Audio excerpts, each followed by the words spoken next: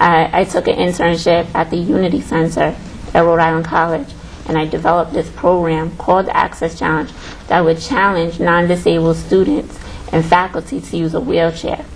And for a week? For a week, yeah. Wow. For a week. And at the time, I really wanted to make it a challenge. So I challenged them to use it for a week, and a lot of people were like, oh, a week is so long. But since then, we tweaked it to maybe 3 days or 4 days. But the first time we did it in 2004, we challenged them to use it for a week. And this was at Rhode Island College? This was at Rhode Island College, and it was part of my internship as a communications major. I presented it to the director of the Unity Center, and he's like, go for it. He was another person that was just like, I agree with you. I know there's, problems on this campus and in Providence and everywhere else. Go for it. And we had volunteers use a wheelchair for a week. They were supposed to keep a journal of their experiences, the emotional side effects, the physical, how, their body. They didn't have electric chairs. They had manual chairs, which they were kind of like, well, why can't I get an electric chair? But not everybody with a disability gets an electric chair. It all depends. So they had to use a manual chair and keep a journal every day of what they experienced. And then they had to take pictures of places that weren't accessible on the campus or if they went off campus.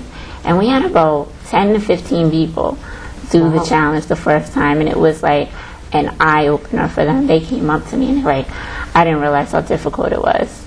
I didn't realize how much I followed one of my friends who took the challenge, and I was following her to her classroom.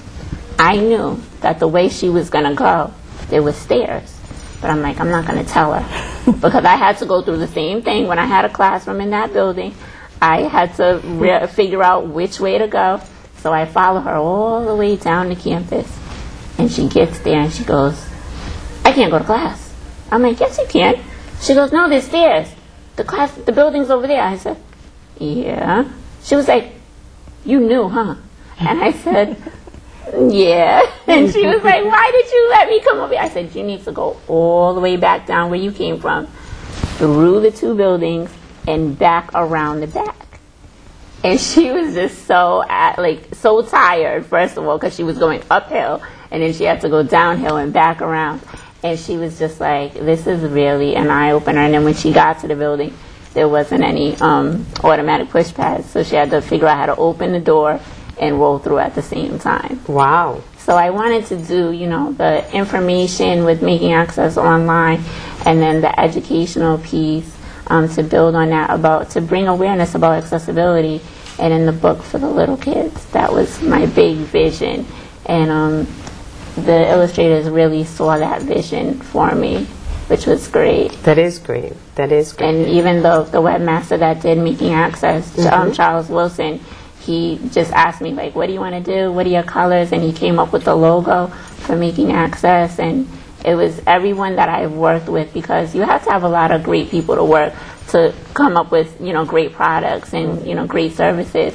And they were really able to see my vision. Great. Well, we're going to take a break, and we will be back. I just want to say that this program will play Thursday, August 8th at 6 p.m. It will play again, that's Friday, sorry.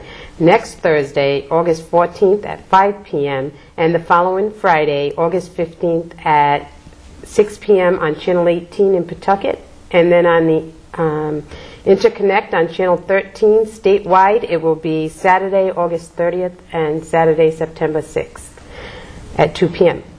Thank you, and we'll be back.